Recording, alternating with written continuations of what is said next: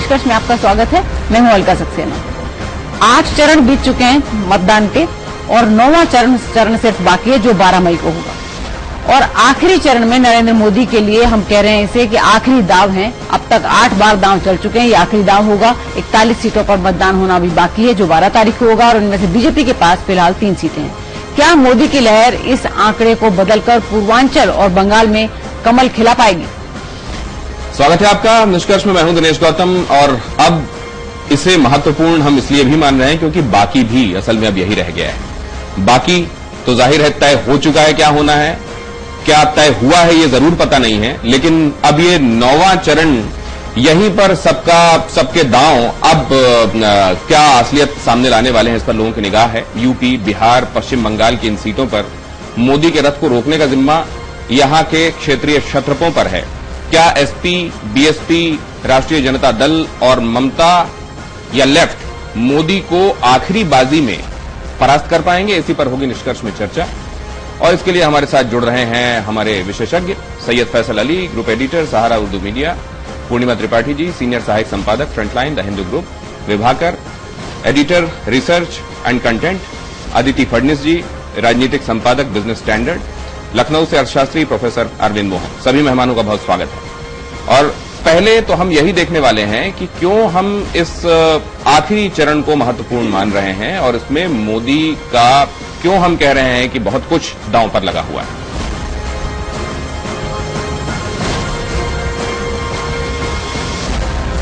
और दूसरे सेगमेंट में हम चर्चा करेंगे कि जिम्मेदारी किसकी है। मोदी को रोकने के लिए तमाम तरह के जुगाड़ और समीकरण बनाए जा रहे हैं, लेकिन दारोमदार असल में क्या क्षेत्रीय दलों पर है?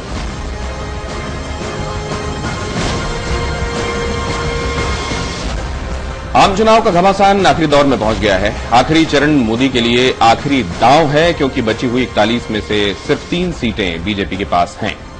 अगर मोदी इस आंकड़े में आशातीत बढ़ोतरी कर पाए तो उनकी लहर की बात सिद्ध होगी, लेकिन अगर यूपी, बिहार और पश्चिम बंगाल में बीजेपी का प्रदर्शन 2009 जैसा रहा तो विरोधी कहेंगे कि कहां थी मोदी की लहर। 7 आरसीआर पहुंचने के लिए लंबे वक्त से देश का कोना कोना छान रहे नरेंद्र मोदी के लिए 12 मई को होने वाला आखिरी चरण का मतदान आखिरी दांव है। ये चरण उन सियासी दलों के लिए भी आखिरी दांव है जो मोदी को रोकने की बातें कर रहे हैं। आखिरी चरण मोदी के लिए आखिरी दांव इसलिए भी है क्योंकि जिन 41 सीटों पर आखिरी चरण में वोट डाले जाने हैं, उनमें से बीजेपी के पास पाने के लिए बहुत कुछ है, जबकि खोने के लिए कुछ भी नहीं। ऐसे में अगर इन इलाकों में मोदी का जादू चला और बीजेपी को उम्मीद के मुताबिक सीटें मिल गईं, तो मोदी का परचम लहराएगा और उनकी लहर होने की बात साबित हो सकेगी। लेकिन अगर इन इलाकों में मोदी का जादू नहीं चला और पार्टी का प्रदर्शन 2009 के चुनाव के आसपास ही रह गया, तो मोदी के विरोधियों को यह कहने का मौका मिल जाएगा कि उन्होंने मोदी को रोक दिया। आखिरी चरण में जिन 41 सीटों पर मतदान होना है, उनमें यूपी की 18, बिहार की 6 और पश्चिम बंगाल की 17 सीटें शामिल हैं। इनमें से वाराणसी, पूर्वी चंपारण और पश्चिमी चंपारण ही बीजेपी के पास हैं।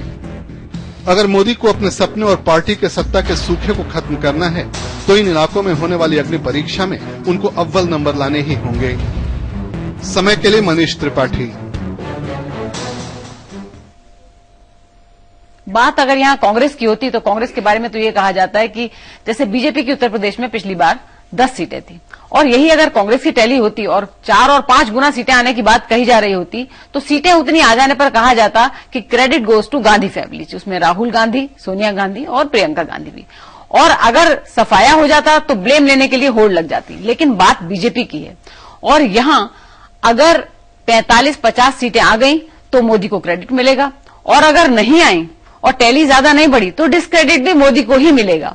तो इसलिए क्या फैसल, क्या ये मोदी के लिए अग्नि परीक्षा है? बिल्कुल अग्नि परीक्षा है अलका जी। एक बात समझ लीजिए कि न सिर्फ ये नरेंद्र मोदी के लिए बहुत इंपॉर्टेंट इलेक्शन है, बल्कि भारतीय जनता पार्टी जिस तरह से केंद्र की राजनीति में हाशिए पे आ गई थी, उसके बाद ये 10 साल के बाद ये चुनाव आया है, और ये उम्मीद की जा रही है कि सारी ऑपोजिशन के बाद जिस तरह से नरेंद्र मोदी को सारथी बनाया गया, ये माना गया कि उनके कमांड में इलेक्शन लड़ करके हम सत्ता बना पे काबिज हो जाएंगे। अगर वो नहीं होता है, इस बात को ध्यान में रखिए कि सारे जो बीजेपी के बड़े नेता हैं वो कहीं ना कहीं आज हाशिए पे हैं। लाल कृष्ण आडवाणी ने कहीं रैली नहीं की, मुरली मनोहर जोशी ने कहीं रैली नहीं की, या जेटली है, जिसका भी आप नाम लीजिए, किसी ने कोई रैली नहीं की। पूरा दारोमदार नरेंद्र मोदी के कंधों पे है। अगर नहीं होता है, अभी तो सब वाह वाह कर रहे हैं, लेकिन अंदर किस तरह की बातचीत होती है आपको भी मालूम है। और जिस दिन नतीजा जो अपेक्षित है वो नहीं आया, अगर उम्मीद से कम सीटें आई और सरकार नहीं बना पाए, तो सबसे पहले अगर नंबर अगर उनका 272 से कम हुआ तो पहले उनको किनारे किया जाएगा कि भाई आप प्रधानमंत्री नहीं बन सकते। होता ना फैसल साहब, जब कोई दूसरा विनेबिलिटी वाइज या पार्टी को इंस्पायर करने के हिसाब से ज्यादा पोटेंट दिखाई देता है। आप बिल्कुल सही कह रहे हैं कि अभी भारतीय जनता पार्टी के पास इस इलेक्शन में जाने के लिए नरेंद्र मोदी से बड़ा चेहरा कोई नहीं था। वही उनका लास्ट त्रुप का पत्ता था जो उन्होंने खेला। लेकिन अगर ये त्रुप का पत्ता फेल होता है तो क्या होगा? लेकिन तो इसका मतलब ये भी है दिवाकर कि बाद में अगर ये होता है, इसमें बहुत बड़ा अगर है, हम तो हाइपोथेटिकली बात कर सकते हैं इस वक्त, लेकिन अगर ये होता है तो क्या ऐसा नहीं होगा कि तब बीजेपी में ही कहने वाले जो दूसरी लाइन के लीडर जिनको अभी तक हम मानते आए हैं, मोदी से पहले जो यहां थे, वो कहेंगे कि हमने तो पहले ही कहा था कि मोदी के अलावा सब लोग हैं, किसी को भी चुन लिया जाता, या आडवाणी भी थे। जिस तरीके से आपने बड़े अगर को लगा के कहा कि बड़ा अगर, तो एक छोटा सा अगर और भी है, मैं छोटा ही अगर बोलता हूं, अगर वो जीत जाते हैं तो एक बड़ा अगर, क्या हम ये सवाल उठाएंगे कि राहुल गांधी और बाकी सारे लोग जो हाशिए पे चले आएंगे? राजनीति इतनी आसान और इस तरीके से नहीं हुआ करती है। वाजपेयी जी के हारने के बाद 2004 में आडवाणी जी रहे, एक तरीके से बीजेपी में उन्होंने पाकिस्तान का जाके उन्होंने जिन्ना के बारे में जो कुछ कहा, वो लगा था कि वो हाशिए पे आ गए हैं। लेकिन 2009 में उनके नेतृत्व में चुनाव लड़ा गया, वो हुआ, वो हार भी गए, नहीं जीत के आ पाए।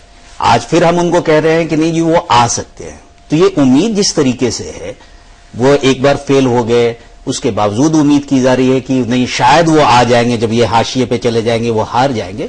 मेरे ख्याल से ये थोड़ी जल्दबाजी होगी किसी भी पार्टी की। नहीं, ये जितना वो प्रोबेबिलिटी जिसको आप छोटे अगर के साथ लेकर चल रहे हैं, उतना ही ये बड़ा अगर, और दोनों अगर किसी से भी इनकार अभी नहीं किया जा सकता। अदिति जी, क्या ये लहर अगर होती है और 9 चरणों में चुनाव होता है, तो उस लहर का मोमेंटम ये 9th लेग तक आते आते कमजोर होता है या मोमेंटम और बढ़ जाता है?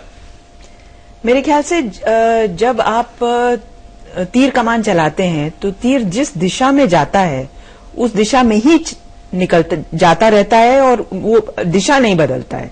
तो कुल मिला के मेरे ख्याल से जो टोन सेट हो गई है, हाँ, जो माथे पर लिखा है वो गहरा ही होता जाता है, उससे उसकी दिशा नहीं बदलती है। चलिए हम अभी मैं इसमें एक चीज ऐड करना चाहूंगा कि देखिए, जब टीम जीतती है तो कहा जाता है कि ये टीम वर्क था, टीम ने अच्छा किया, इसलिए सबको क्रेडिट मिलता है। लेकिन आप देखिए, ये एकदम परंपरा है और यही होता है समाज में कि जब टीम हारती है तो ब्लेम कैप्टन के ऊपर कहते हैं ना, success has many fathers, failure has none. तो वो बात भी, लेकिन अभी हम थोड़ा सा अगर हम आंकड़ों पे जाएं, अब हम कह रहे हैं कि बीजेपी अपने आप जो सर्वे करवा रही है, उनके जो इंटरनल सर्वे है, वो कह रहे हैं 45 से 50 और 50 सीटें हम ले आएंगे। और ये तब कह रहे हैं जब ये मान रहे हैं कि मोदी की आंधी है, मोदी की लहर है, मोदी की वेव है। 98 में बीजेपी ने उत्तर प्रदेश में 57 सीटें जीती थी और वो उस टाइम कभी नहीं कहा गया था कि बीजेपी की लहर है। तो लहर में कम एक्सपेक्ट कर रहे हैं, बिना लहर के 57 जीत गए थे, इसे समझना चाहेंगे। नहीं, देखिए अलका जी, सबसे इस इलेक्शन में हमें एक चीज बहुत ध्यान रखने की जरूरत है कि ये पहली बार हो रहा है कि बीजेपी ने अपनी विचारधारा से जुड़े एक शख्स को आगे बढ़ाया, पहले उसको प्रोजेक्ट कर दिया कि हमारा कैंडिडेट यही होगा, और उसके बाद जो कोर्स ऑफ इवेंट्स है उसके फॉलो अप में हुआ।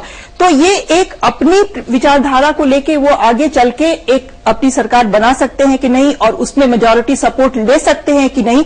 मेरे ख्याल से ये बीजेपी और आरएसएस दोनों के लिए एक एक्सपेरिमेंट हो रहा है। अगर लहर है तो 57 से ज्यादा की फिर एक्सपेक्ट करें ना। वही उसी पे मैं आ रही हूं। और वो अभी तक उन्होंने पिछले 10 साल में क्या हुआ था कि वो विचारधारा थोड़ी कहीं किनारे हो गई थी, उस वजह से कैडर इनका बिल्कुल सुस्त हो गया था।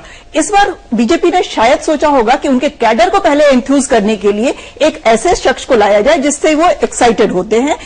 मोदी जी की शख्सियत, उनका बैकग्राउंड, वो जवाब फिर भी नहीं मिला। और इसको लेकर दूसरे शब्दों में आइए अरविंद के पास चलें और शायद वहां से वो मिल पाएगा। अरविंद, अभी जो बातें भारतीय जनता पार्टी से कही जा रही, की तरफ से कही जा रही हैं टारगेट के संदर्भ में, अचीवेबल टारगेट के संदर्भ में, वो असल में ज्यादा एम करके चला जा रहा है कि उतना नहीं तो कम से कम उससे नीचे इतना तो मिल ही जाएगा, या असल में रियलिस्टिकली वो बहुत कम सोच रहे हैं, उससे कहीं ज्यादा उनको आने वाला है? देखिए, रियलिस्टिकली जो बात फॉर एग्जांपल यूपी से कही जा रही है कि 50-60 मिलेंगे, इसकी संभावना मुझे नहीं लग रही। लेकिन अगर बीजेपी को उत्तर प्रदेश से 35 से 40 सीट भी मिलती हैं, मुझे लगता है ये वेव ही ट्रीट की जाएगी, क्योंकि जब हम 57 की बात कर रहे हैं वो हिस्ट्री है। पिछले कई इलेक्शंस को अगर आप देखें तो ग्राउंड रियलिटी यह है कि पिछले इलेक्शन में बीजेपी को 10 मिला। बीजेपी का काडर आज भी यूपी में वीक है, लेकिन सिर्फ नरेंद्र मोदी के आने से हवा अगर इतनी बदलती है कि वो 10 से बढ़कर के 35-40 हो जाती है, तो ये अपने आप में वेव है जिसका क्रेडिट सिर्फ एक शख्स को जाता है। बीजेपी का काडर पिछले 3 साल में बदल नहीं गया है या पिछले साल भर में बदल नहीं गया है। ग्राउंड अगर ऐसा होता है तो हम चलिए उसको वेव मानते हैं, क्योंकि आप कह रहे हैं कि जो 57 पहले वो इतिहास हो गया है और अब उनको 10 से 50 पे जाना है, और ये बहुत बड़ा। अगर हम ये 10 से 50 देखें जो कि वो एक्सपेक्ट कर रहे हैं अरविंद, तो इसका मतलब हुआ कि ये 25% स्विंग बनता है। 10 से 50 पे जाने का मतलब है कि 25% स्विंग होगा पिछली बार के वोट प्रतिशत में, तब 50 पर जाएंगे।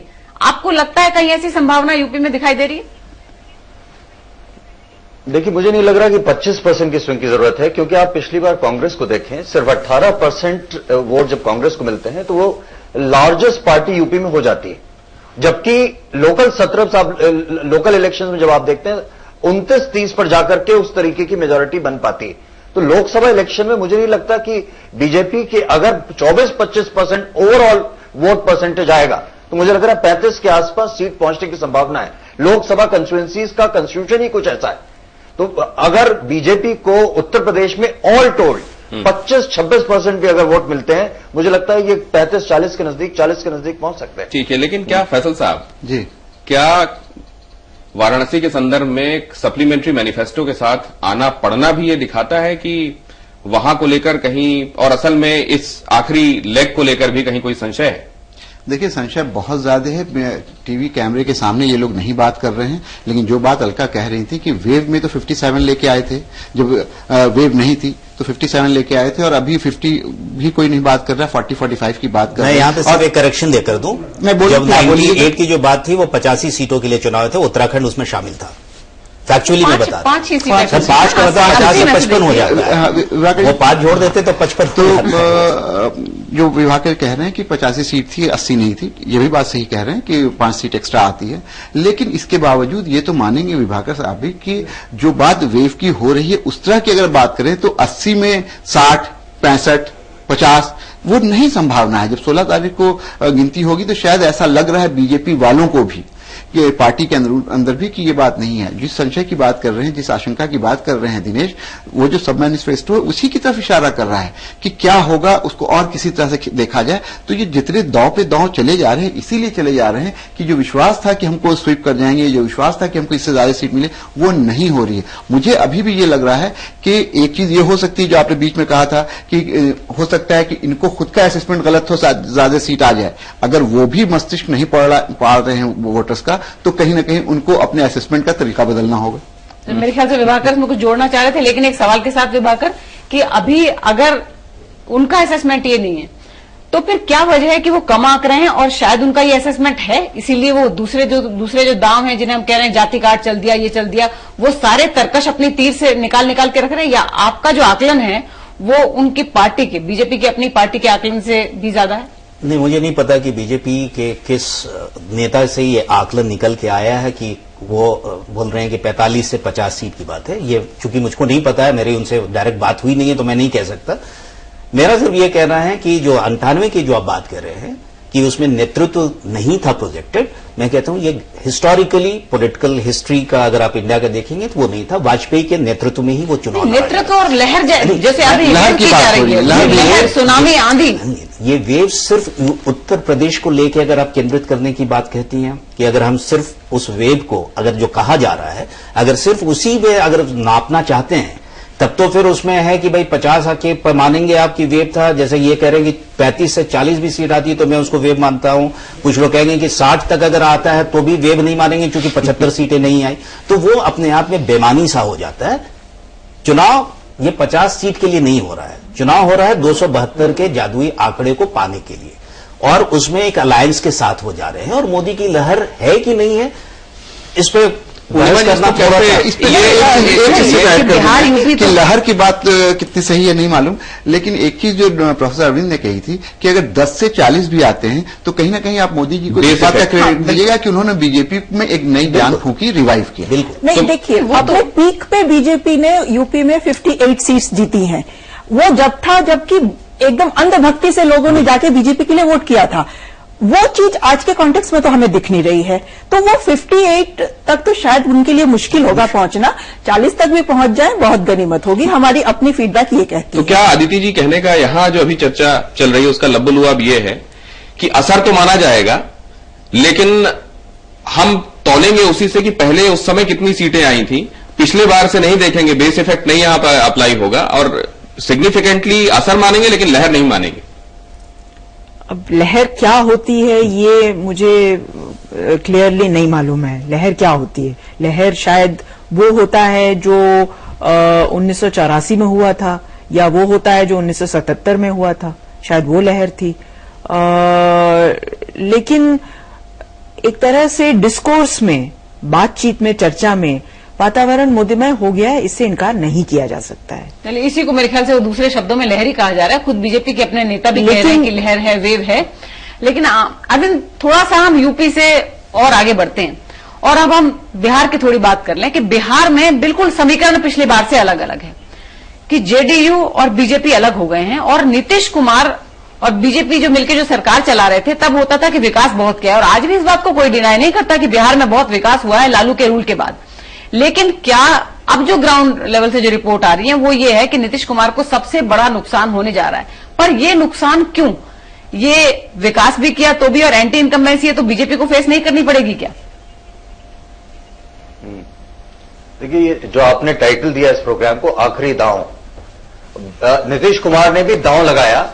उनका कैलकुलेशन शायद ये था कि बीजेपी से वो अलग जाएंगे, माइनॉरिटी वोट उनके साथ आएंगे, लेकिन शायद वो ये भूल गए कि उनकी सरकार अगर बिहार में बनी तो उसमें बीजेपी के वोट वो भी उनके साथ जोड़ करके तभी वो सीट्स मिल पाई थी। इस बार इक्वेशन बिल्कुल बदल गई है और वो दांव उल्टा पड़ गया। माइनॉरिटी एक लार्ज मेजॉरिटी में कांग्रेस और लालू के साथ जा रहे हैं और ये जो अलायंस टूट रहा है उसकी वजह से जमीन नीचे से खिसक गई है, जबकि बीजेपी एक बेनिफिशियरी हो रही है। जो आप मोदी वेव की बात कह रहे हैं, नीतीश से हटने के बाद भी बिहार में पिछली बार से कहीं ज्यादा बीजेपी को सीट मिलेगी और ये निश्चित तौर पर जो करिश्मा नीतीश का है और मोदी का है उसकी एक कंपैरेटिव। तो अरविंद, आप ये कह रहे हैं कि जो ये जो टूटा है गठबंधन, इसका फायदा या तो लालू को हो रहा है या बीजेपी को हो रहा है? बिल्कुल बिल्कुल ऐसे ही है। नहीं, अगर क्या इसको दूसरे तरीके से क्या ऐसे पढ़ा जा सकता है कि अगर पासवान, लालू और कांग्रेस एक साथ एक घोषित अलायंस करते तो तस्वीर, अगर एक क्षत्रपों की बात हो रही है कि क्या वो किस तरह का रोल प्ले करेंगे, तो क्या मोदी के लिए और बड़ी चिंता हो सकती थी? नहीं, बहुत बड़ी चिंता होती, क्योंकि पासवान, लालू और कांग्रेस का एक बहुत अच्छा कॉम्बिनेशन है जिसने कि 2004 में स्वीप किया था।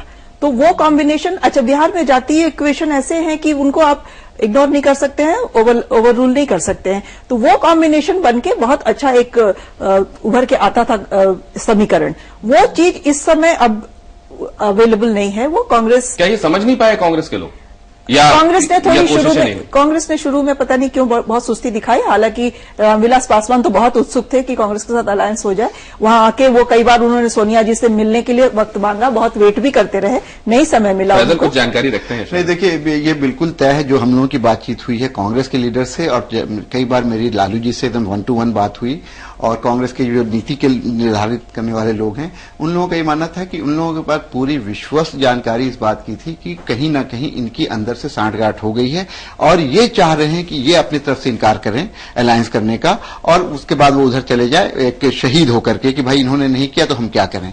और ये लोग इस चक्कर में थे कि अगर ऐसा इन्होंने मन बना ही लिया है, चाहे अपने बेटे के प्रभाव में या जो मोदी की लहर की बात हो रही है उसको देखते हुए, तो ये खुद से अपना संबंध तोड़े। और यही हुआ कि इन लोगों को ये पूरा आश्वस्त थे कि रामविलास पासवान हम लोगों के साथ नहीं आएंगे, और अगर आ भी गए और चुनाव हुआ तो वो पहली अपॉर्चुनिटी में इंडिया में जाएंगे। लेकिन अभी हमने देखा कि अरविंद ये कह रहे थे कि ये जो माइनॉरिटी वोट है वो नीतीश से छिटक कर अब जा रहा है लालू के पास, ठीक है, और दलित वोट भी, और जो अपर कास्ट वोट है हिंदू वोट है, पोलराइजेशन हुआ है और वो नरेंद्र मोदी को उसका फायदा मिलेगा।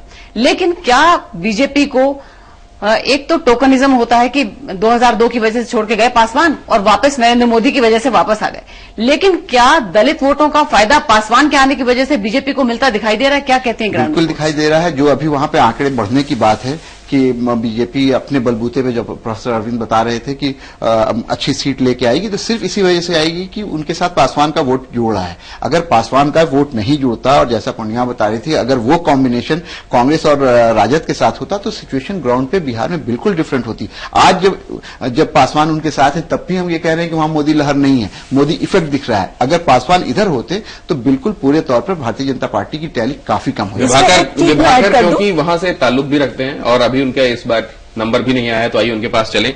ये नाइंसाफी हो जाएगी कि उनकी राय इस बारे में ना जानी जाए। वहां के संदर्भ में कोई आपको फिगर दिखाई देता है जिसके आसपास एनडीए, या अभी आप इंतजार करेंगे?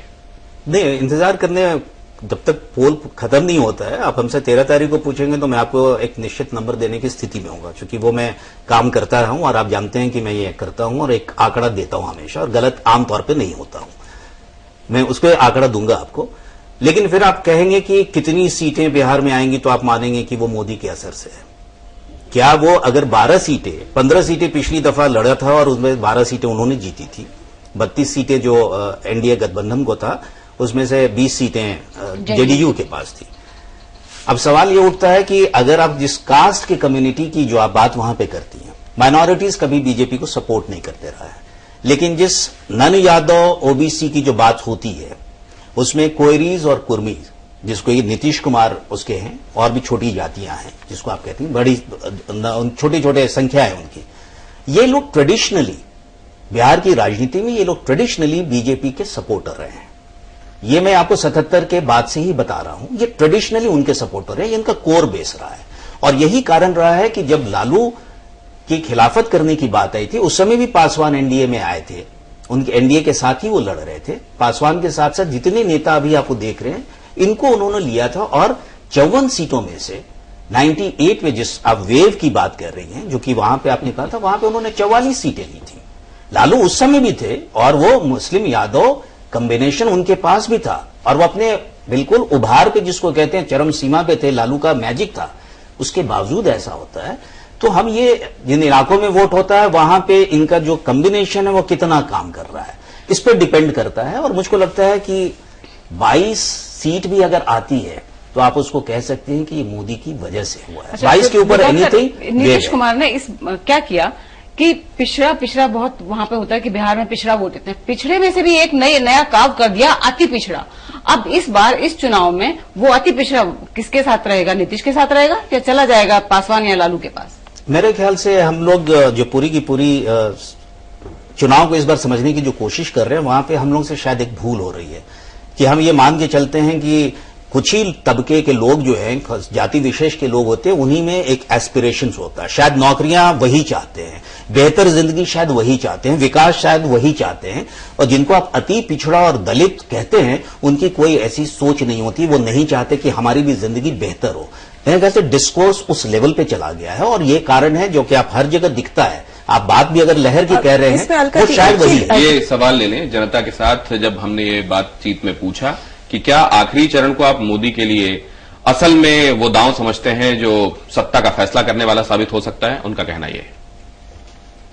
आखिरी चरण का ये है इलेक्शन है जिसमें उन्होंने पूरी दमखम लगा रखी थी। एक नवों की हवा है जो चली हुई है, जिनके लिए उनके लिए बेहतर ही सिद्ध होगा। इसमें अगर पूरी ताकत वो झोंकते हैं। ये आखिरी दांव है और इसमें मोदी जी की सफलता अवश्य होगी, जीत उन्हीं की होगी। आखिरी चरण के चुनाव है, उसमें तो मोदी का आखिरी दाव है। वो जी जान लगा के कोशिश करेंगे जो इस बार उसको प्रधानमंत्री बनना है। जैसे क्रिकेट में होता है ना स्लॉग ओवर, अभी स्लॉग ओवर की मैच चल रहा है, इसमें तो वो जी जान लगा के कोशिश करेंगे जो अपना बीजेपी को बहुमत दिलाए, वो प्रधानमंत्री बने। ये हमें भी लग रहा है। बिल्कुल नहीं। इसमें देखिए कांग्रेस का जो गढ़ है उसमें कांग्रेस सीट निकालेगी, समाजवादी अपनी सीट निकालेगी, आरजेडी अपनी सीट निकालेगी। तो हम ये निश्चित रूप से नहीं कह सकते कि मोदी ये चुनाव जीत के दिखाएंगे, क्योंकि मोदी की लहर है। मोदी साहब जो अभी कर रहे हैं, जो अलाउंस पे मतलब जगह पे तो चांस उनका है अभी, तो मतलब सब जगह चुनाव पे मतलब आने वाले हैं। तो बाकी मतलब कोई भी पार्टी बोलो तो अभी बोलते एक होता फिर एक कुछ फायदा नहीं होता है। कोई चांस है, एक चांस देखा जाएगा अभी नरेंद्र मोदी का कुछ। देखिए, उनका किस्मत का फैसला ये नहीं है कि वो तो अभी अच्छा काम कुछ जैसे गुजरात को बनाए, बहुत उनका बहुत नाम सुना हूं मैं ये सब करते हुए, लेकिन सवाल है कि उनके लिए थोड़ा प्रॉब्लम्स भी बहुत सारा देश में है, समझे ना।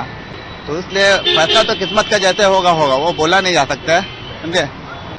बाकी तो देखिए आगे नसीब, उनकी मर्जी, किस्मत के बारे में देखिए, आगे भगवान जो लिखता है उनके लिए वही होगा। जीत चुके हैं, he is going to be the next prime minister of India. First election के पहले से और अभी तक के अंदर में खाली नरेंद्र मोदी और कोई नहीं है। नहीं, ऐसा कुछ नहीं, ऐसा कुछ नहीं है। नरेंद्र मोदी अभी रहेगा, अभी नरेंद्र मोदी रहेगा, जो काम करेगा वो रहेगा। तो मैं समझ तो चलिए, जो निष्कर्ष है जनता का निष्कर्ष हमेशा मिक्स बैग होना चाहिए और लोकतंत्र में ऐसा होना भी चाहिए, एक तरफ बहना नहीं चाहिए। लेकिन ये जरूर है कि इस चुनाव में सबकी नजरें मोदी पर हैं और मोदी के अपने राजनीतिक करियर के लिए भी ये चुनाव बहुत मायने रखता है। 7 RCR की रेस में क्या वो वहां तक पहुंच पाएंगे, और लेकिन उनको अटकाने के लिए उस रोड पर बहुत सारे नाकेबंदी कर दी गई है। वो नाकेबंदी क्षेत्रीय पार्टियां कर रही हैं, किस तरह से कर रही हैं और कैसे सफल होंगी, ब्रेक के बाद इस पर रिपोर्ट दिखाएंगे, चर्चा भी करेंगे।